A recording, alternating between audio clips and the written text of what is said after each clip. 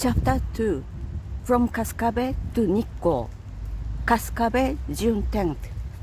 I have started my long journey and I have been nervous all day. I'm afraid of being robbed, of breaking the rules of Japanese etiquette, of many things. I considered giving up this project, but I don't want to be a coward. I packed lightly. All my things fit into one kuruma.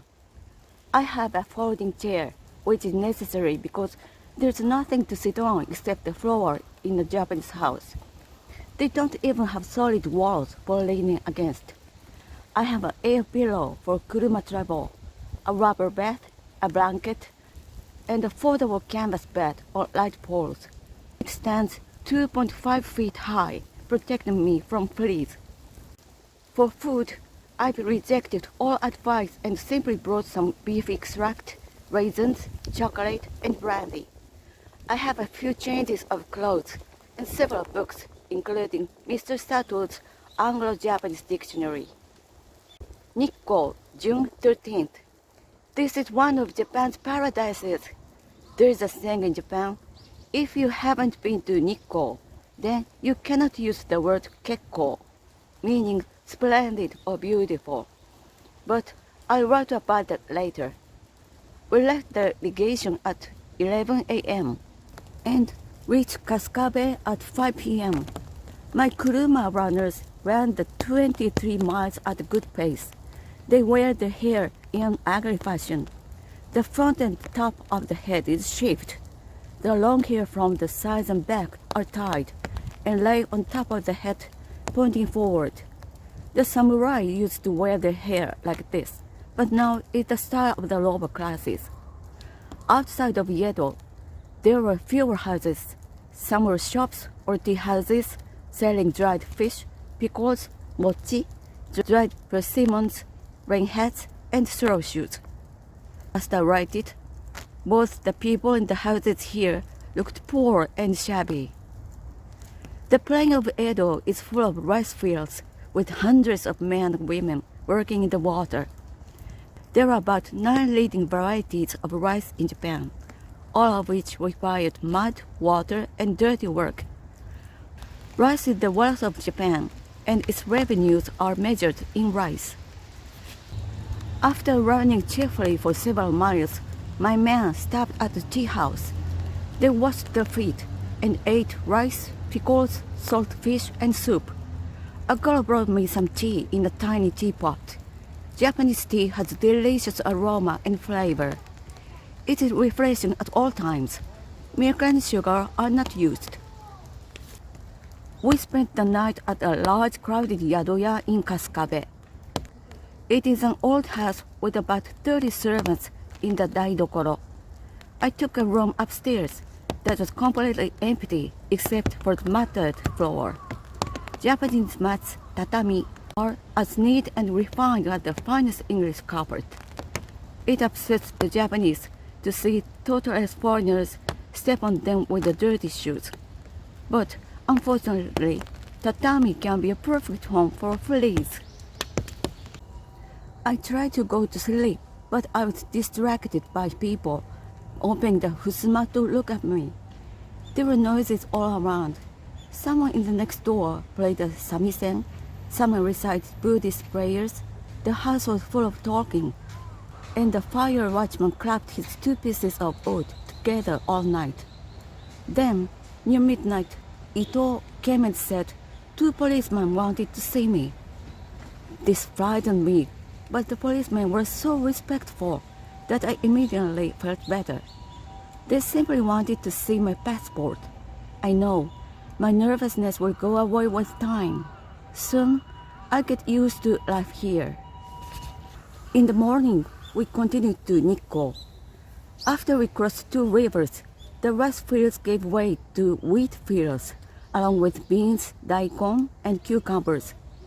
As soon as one crop is harvested, another takes its place. The land can produce 2 or even 3 crops in 1 year. I haven't seen a single wheat, and the whole country is like a well-kept garden. As we journeyed, the landscape became more beautiful.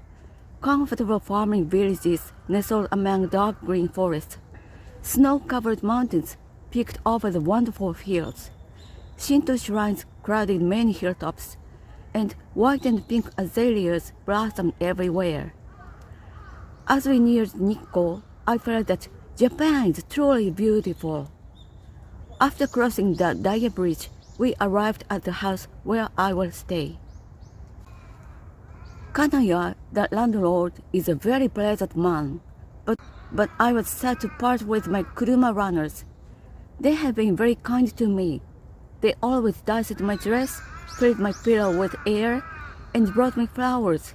Just now, they went to the mountains and brought me some azaleas to wish me goodbye. Every kuruma runner I've met is extremely polite. Yashimaya, Yumoto, Nikkoza Mountains, June 22nd. Today, I rode to Yumoto on horseback. It was my first time on a Japanese pack horse, an interesting experiment. I'd heard terrible things about Japanese horses, and before I rode one, they were as mythical to me as the kirin. Thankfully, I didn't get kicked off. Only males are used in this district because they are gentler. The mago, or man who manages the pack horse, ties straw shoes onto the horse's feet and packs everything onto it. This requires great skill and balance. Riding the horse too takes great balance. My journey ended at a beautiful yadoya that seems better suited for fairies than dirty, tired humans. The fusuma are made of sweet-smelling wood, and the balconies are polished pine. A smiling girl brought me plum flower tea that tastes like almonds. I spent the evening exploring the village and bathing houses. Yumoto is over 4,000 feet high in elevation and very cold. The village is full of people, and the 4 bathhouses were crowded. Some unhealthy people bathe 12 times a day. There's a lake here, and a boat that takes people sailing on it. Aside from that, there's not much amusement. People here must spend all their time bathing, sleeping, smoking, and eating. Chapter 3. From Kuruma-Toge to Ichinono, Niigata, July 4th. We left early this morning to catch our boat. Today is a gorgeous day, bright with sunshine without the uncomfortable heat. Our boat is well built, measuring 45 feet long by 6 feet wide. 2 men steered the boat standing up. The front of the boat was loaded with bags of rice and boxes of pottery. The back had a roofed portion where 25 Japanese passengers sat. Most of them got off at hamlets on the river. I put my chair on top of the cargo, and I found the voyage to be a delightful change from the tiring journey through mountains and rice fields. The boat looks very Japanese, with a brown-skinned crew, a thatched roof, and passengers' umbrella heads all hanging on the mast. I enjoyed every hour. It was wonderful to float quietly downstream.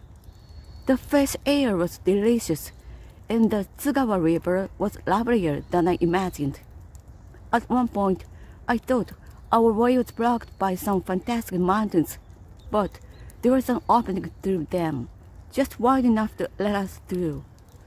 All around were craggy peaks, lush vegetation, deep ravines, pagodas, sunny villages, and glimpses of faraway snowy mountains.